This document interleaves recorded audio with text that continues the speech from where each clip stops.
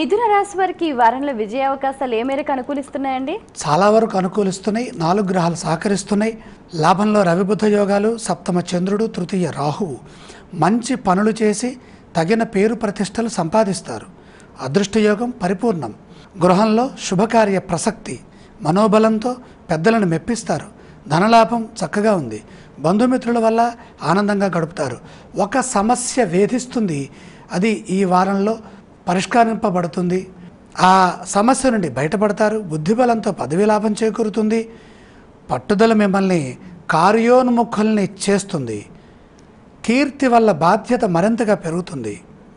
ఆరోగ్య విషయాల్లో శ్రద్ధ అవసరం. శుభ ఫలితాలు విశేషంగా ఉన్నాయి. ఈ రాశి వారు పఠించవలసిన స్తోత్రాలు ఏవండి?